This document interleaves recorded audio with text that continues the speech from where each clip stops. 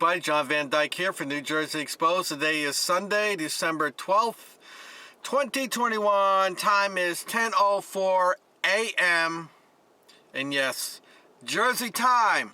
All right, get ready. We got 5 Blue Zero hero stories for you. Know, those ones that are always out there risking our lives. Every day is they protect and serve the government. And I want everybody to remember they are all well-trained, dedicated, professional heroes. And that is the key word, professional. They are professional. They go out there every day and they risk our lives as they proudly wear that badge and that gun. And I don't know, all the bootlickers keep telling me what a tough job they have. It's a hard job what they do every day sitting in that car. I think the hard part about their job is not getting caught by a camera or not getting arrested for doing some stupid thing. Okay, first story up. And this is on wave3.com, and this came out on November 29th, 2021. Reads as follows.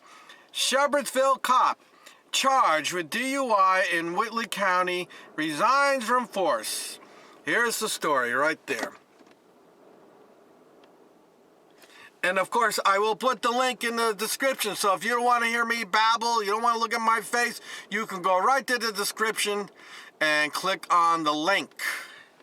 Okay, let's find out the details of this story here. I'm sure it's all a misunderstanding, right, folks? An isolated incident. This is out of Louisville, Kentucky.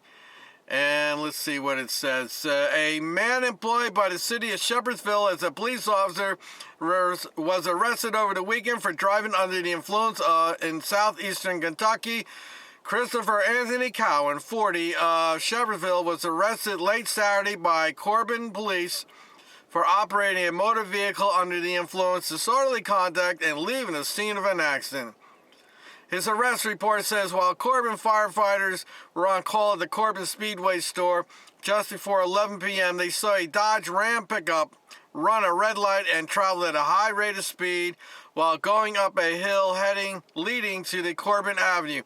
After entering an arena parking lot, the truck backed into a parked vehicle before heading back down the hill. Using their two-way radios, firefighters reported a description of the truck to Corbin police and were able to follow it until it stopped in the Speedway parking lot. Once police arrived, they saw Cowan outside his truck yelling and kicking the rear end of the vehicle. When Cowan was asked if he had been driving, he said, yes, he was. And the report says Cowan's speech was slurred, his eyes were bloodshot and glassy, and he was unsteady on his feet. The officer also noted Cowan smelled strongly of alcoholic beverage. While being given field sobriety tests, wow, I'm surprised he took that. The report says Cowan started walking toward his truck saying he was going to get his gun. Oh, great. Cowan was then put into handcuffs, placed into a police car, and booked into the Whitley County Detention Center. Cowan was released late Sunday morning. No date for his arraignment was immediately available. The city of Shepherdsville said Cowan has resigned from the police department. Well, what a surprise. We know why they resign. They resign so they don't get fired. A drunken cop. Wow, we don't hear too many stories about that, do we, people? Okay, this story is a developing story. It has to do with a cop that is going to court. And this is reported on NBCSanDiego.com, and it's dated November 29, 2021. And reads as follows. Trial to begin for ex-La Mesa cop accused of falsifying police report in controversial arrest. Wow, an officer lying on a report? Now, that's definitely have to be a misunderstanding. They never lie. They are professional. I mean, isn't that part of being professional? You don't lie, you tell the truth. Well, here's the story right here. Take a good look, people. There's his face right there. All right, let's find out the details. I haven't read the whole story. A trial is set to begin Monday morning for the La Mesa police officer who faces charges of falsifying her police report following the detainment of an unarmed black man at a trolley stop. Wow, what a surprise. Unarmed black man standing at a trolley stop gets stopped by a cop. What a surprise. What was he, suspicious for being dark? Former La Mesa Police Department officer Matt Dages will return to court on Monday for the accusations. Prosecutors said the ex-cop lied about the controversial arrest of Amaury Johnson, who was near the Grossmont trolley station waiting for his friends to pick him up. The May 27, 2020 arrest was captured on video and showed Dages approaching Johnson. During a preliminary hearing in August, Johnson testified that Dages asked why he was there and then later accused him of smoking on the trolley platform. In bystander video, so this is what's great. Once again, people are getting it. You see cops interact with somebody, you break out the phone, you start recording, because this is what's bringing these bad cops down. It is the reoccurring theme. Cops being recorded, being stupid. The bystander video and body-worn camera footage, the former officer could be seen pushing Johnson down. See, violence. And this is a tactic that I see going on all the time. So it can't just be, it has to be part of training that they have to throw people down on the ground. And they can't just say, turn around, and put the handcuffs on you. No, they got to throw them on the ground. They got to escalate it. And, no man wants to be thrown on the ground and be violated. Could be seen pushing Johnson down before arresting him for resisting and assaulting an officer. That video was widely circulated online and fueled protests in La Mesa. That same weekend, charges for Johnson were eventually dropped, and Dages was charged with lying on a police report. He pleaded not guilty in March. The ex-police officer was fired from the department following the allegations, to which Dages responded by filing an appeal request to get his job back. Johnson filed a federal lawsuit against the city of La Mesa and Dages, alleging negligence, excessive force, and violence due to his race. Dages' trial is set to begin Monday morning in El Cajon. All right, well, there you go. You got a cop lying on a report, unjustly harassing and accusing a black man, which is a story we never hear too often, huh, people? ClickOrlando.com, it stated November 29, 2021, and this is a Badge Bunny story, I believe. Reads as follows: Kissimmee police lieutenant arrested on domestic violence charge. Wow, what a surprise. Another officer involved in the domestic violence. You know, the Badge Bunnies always attack me, say, my husband's very loving, and he's very good, and he never hurts anybody, and he's a good man, blah, blah, blah, blah, and you want to stick your finger in your throat and throw up when you hear this shit. No, he hasn't beat your ass yet. He's too busy kicking the dog, right? Well, here's the story, people. Right there. All right, let's find out. Kissimmee, Florida. A Kissimmee police lieutenant was arrested on charges of domestic violence, officials said. Lieutenant Eric Castellucci was arrested Sunday in St. Cloud. Kissimmee police said Castellucci has been placed on leave pending the outcome of her charges. Wow, a female, no less.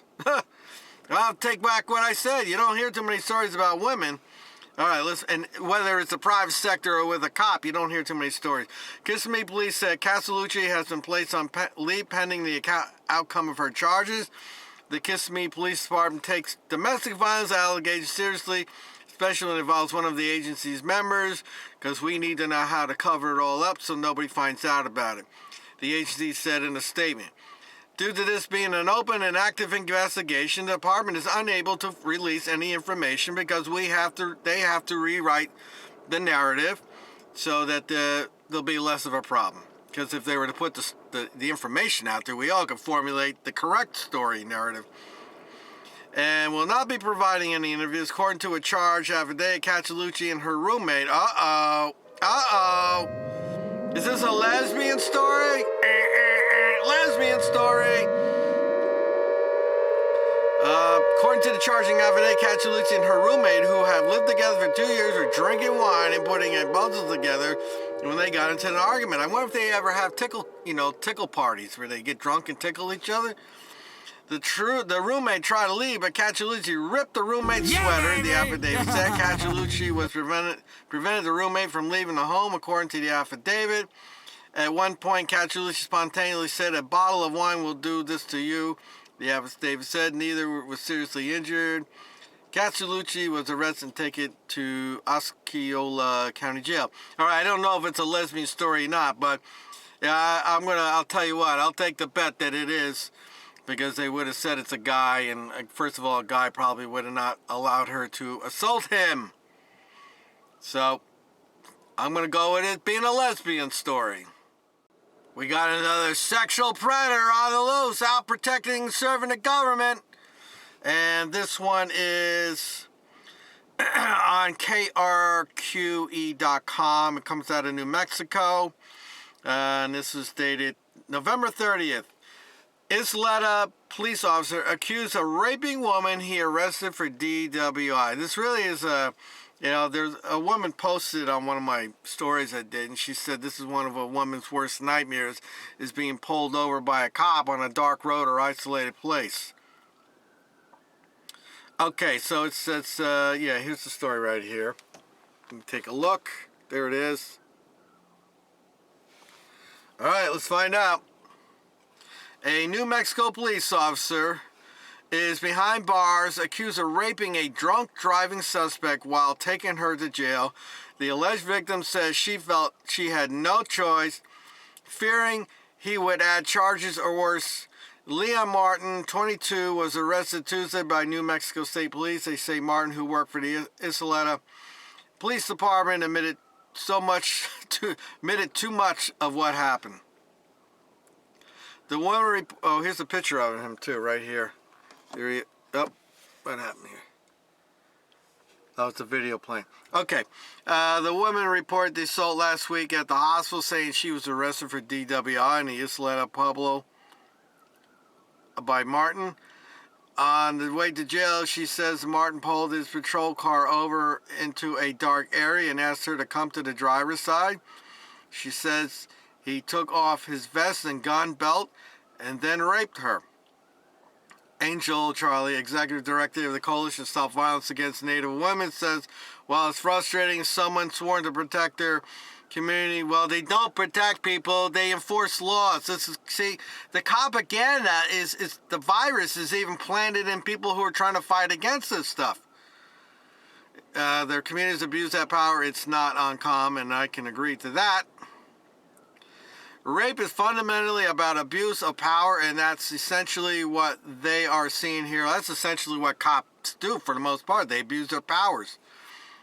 Unfortunately, we do know that this is common. The victim says she was scared and afraid that he would shoot her or added extra charges to her DWA case if she didn't comply. She says Martin told her in exchange he would talk to the judge to help reduce her charges, and if they spent a longer amount of time together, she would spend a short amount of time in jail and would get to see the judge quicker. See, I'll tell you something, ladies. You find yourself in a situation like that, the way you get this cop real good is he does his business inside you. You now have DNA on him, and that'll be the end of that. But then he may say, well, she bribed me, whatever. But, this is a young cop here, and I keep saying that you should not be allowed to be a cop until the age of 30. That way you work 25 years, you retire at 55, you're done. You're not going to come back and work for a different town, collect another paycheck, at least not as an officer, because you're getting too old to be out there mixing it up with people. Because, these 20-something-year-old cops, these are ones that are doing a lot of this type of shit. She says, Martin told a couple days later, the victim told investigators she tested positive for chlamydia following the assault. Oh my God. What the hell's he got going on? Sexual misconduct by police officers is the second highest type of misconduct, right behind police brutality. So that's an interesting, I didn't know about that one there. I'll have to see if I can confirm that, but I would certainly agree to that. You can check some of my other videos. And how often do I say that violence and sexual predation is their two go-to activities? But don't ask the bootleggers about that, because they're in denial. They'll argue with that. We know that police officers do this. They do target those most vulnerable, and don't I always say that? Gender non-conforming people in this instance, people with no money, people of color, Non-conforming people, this is someone who was under the influence, folks who engaged in sex work. These are populations of people who are targeted because they are seen as less credible. An interview with the New Mexico State Police, Martin admitted to having sex with a woman while she was under arrest, but told him she had initiated the encounter and he had lapsed in judgment. You know, he's got to get arrested for stupidness. All right, you know you're caught. Just shut the F up. But he can't shut up. He's stupid. The alleged victim told police she recognized Martin from a previous domestic violence incident, and he had messaged her on Facebook afterward. She says she felt like he was trying to hit on her. Well, I'm sure that feeling was correct. Vernon Albaida, the governor of the Isleta Pueblo, issued a statement confirming Martin is now no longer employed by the Pueblo, and they are cooperating fully with the investigation. Martin faces multiple felonies, including criminal sexual penetration, false imprisonment, demanding or receiving a bribe by a public officer, and ethics violation. Yeah, he should be official misconduct, too. A future court date has not yet been set. All right, we got another officer, liar, pants on fire story. So this one is reported on thedailyvoice.com. It came out on December 2nd, 2021. Reads as follows. Officer on Long Island indicted for allegedly filing false information in police report. Wow. You know, usually they're just getting very creative, but in this case here, looks like he's lying. So let's find out. Here's the story. I'm sorry, I forget sometimes. There's the story right there. Link will be in the description. You can click on it and read it yourself if you don't want to listen to me babble.